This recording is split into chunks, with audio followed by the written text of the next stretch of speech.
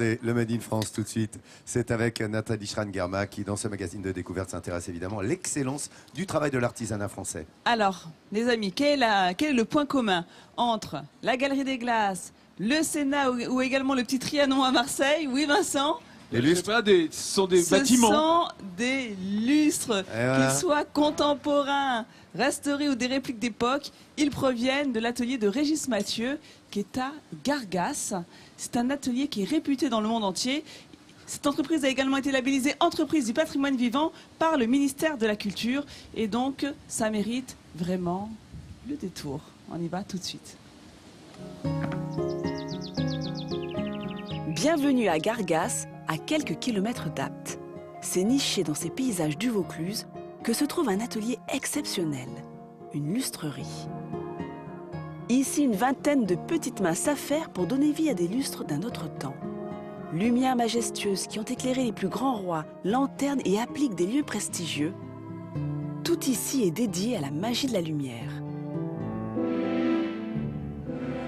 Aujourd'hui, la lustrerie restaure une pièce exceptionnelle. Le lustre de Notre-Dame de Paris, mesurant plus de 3 mètres de diamètre. 4 mois de travail seront nécessaires pour rendre sa splendeur à ce patrimoine inestimable. L'homme de la situation, c'est Régis. Il connaît sur le bout des doigts la restauration des lustres des monuments historiques. Voilà le lustre tel qu'il est aujourd'hui, voilà le lustre tel que nous devons le rendre. Nous devons rajouter une trentaine de coupelles et de bougies supplémentaires que nous devons refabriquer, ainsi que des pièces manquantes à l'intérieur du lustre. Et parmi les pièces manquantes, ces bougies. Selon cette photographie prise au 19e siècle, il y avait 5 bougies sur le bras inférieur du lustre. Aujourd'hui, il n'en reste plus que 3. Les artisans devront donc utiliser leur savoir-faire pour reconstituer la structure à l'identique. Régis a bâti sa réputation sur son travail de qualité et de précision. Aujourd'hui, il est l'un des lustriers les plus demandés dans le monde entier. Nos clients, en général, c'est Louis XIV, Marie-Antoinette. Alors, ils sont rarement là, mais très exigeants. C'est-à-dire que ça nous met un niveau d'exigence très très fort. Et ça, c'est passionnant. C'est comme un livre ouvert avec un merveilleux professeur au-dessus de nous. L'Opéra Garnier de Paris, le Palais Farnèse de Rome ou encore la Galerie des Glaces de Versailles, tous les plus beaux palais font appel à lui pour la qualité de ses réalisations. Chaque matin, quand on se lève et qu'on vient à l'atelier, on se dit aujourd'hui, on a un truc impossible à faire. Et le soir, quand on rentre, on se dit je l'ai fait. Et c'est génial, c'est passionnant, presque vivement demain que je recommence. Lorsque Régis reçoit un luminaire, tout commence dans son bureau. La première étape du travail est d'identifier l'époque de fabrication et son état d'origine. Dans sa bibliothèque très fournie, plus de 30 000 modèles de luminaires sont répertoriés. Résultat, il connaît presque tous les types de lustres fabriqués depuis plus de 5 siècles. Grâce à un travail de recherche, grâce à énormément de livres que nous avons, grâce à beaucoup de documents, on arrive très souvent à faire des recoupements et à restituer aux clients le lustre avec la bonne hauteur de bougie, tout correctement, restauré, mais un petit peu plus qu'un goût personnel, si vous voulez. On doit avoir une rigueur. Une fois que Régis a trouvé la bonne restauration à effectuer, direction l'atelier. La partie atelier, voilà comment nous arrivent les pièces en bronze. La mission de ces artisans est ensuite de redonner du brillant à ces pièces d'exception. L'étape la plus importante, la voici, c'est le grand bain.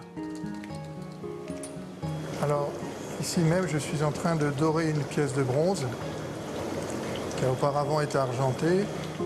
Pour redorer ce bras de lustre, Christian le maintient dans un bac de dorure en suspension pendant quelques minutes. Je vérifie, je constate l'aspect de la dorure.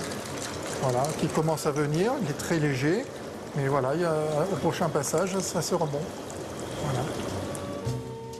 Lorsque la pièce a atteint la couleur souhaitée, elle passe alors entre les mains expertes de David, dont la spécialité est la patine.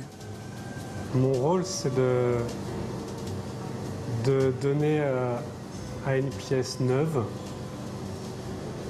lui donner l'impression qu'elle a 100 ans.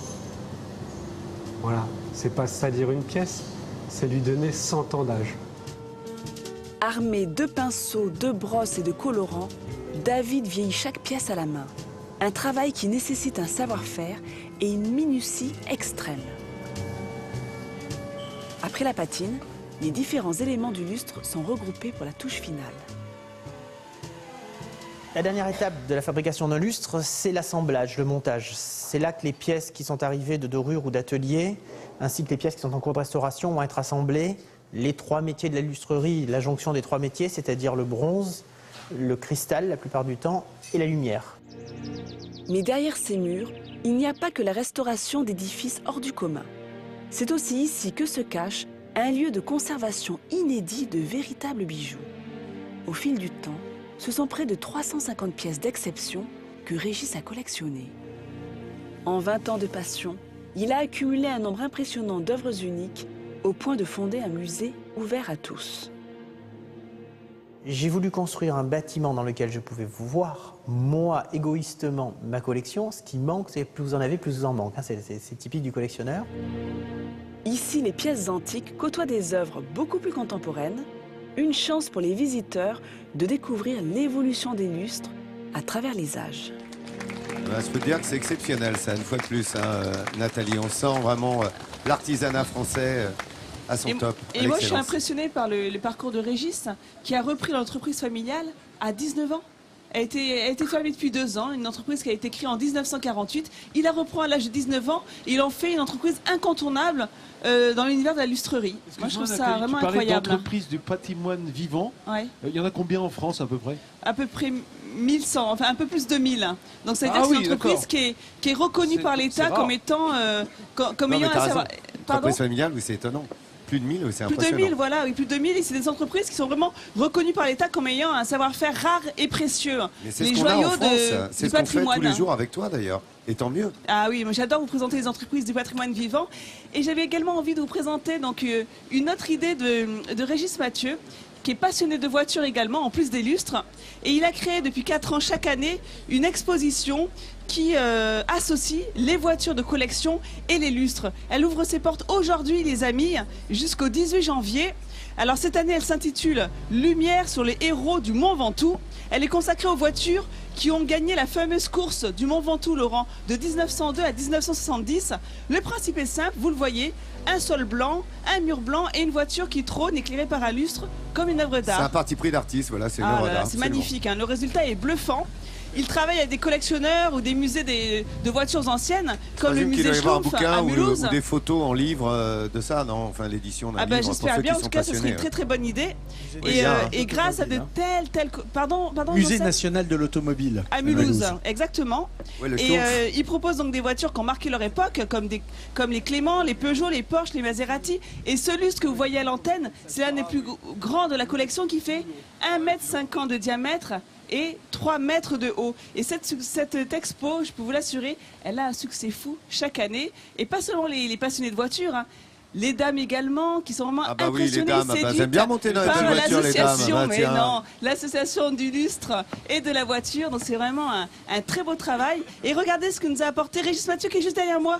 Venez Régis, à côté de moi, qui nous a fait le plaisir de nous... Voilà, on peut l'applaudir, mesdames, messieurs. Il y a beaucoup d'idées, beaucoup de talent. Et pour finir, Laurent, j'ai envie de vous montrer cette lanterne néo-chinoise. J'adore, regardez comme c'est beau. C'est en bronze doré, ciselé. On voit bien, voilà, c'est encore pour montrer un autre travail de l'entreprise de Régis Mathieu. Voilà, encore un grand bravo. Et bravo, tout sur France3.fr, pour ceux qui sont intéressés. Et Régis me faisait signe, il y a bien un livre qui a été édité de ses œuvres. Hein. Tout à fait. Voilà, avec les voitures et les lustres. Ce soir. Et ben voilà, comme l'ouverture de l'exposition. Voilà, bah, tout le monde, parfait. le peuple. Vous pourrez vous le fournir, on mettra tout sur France3.fr, sur notre Facebook Midi en France officiel, vous vous en doutez.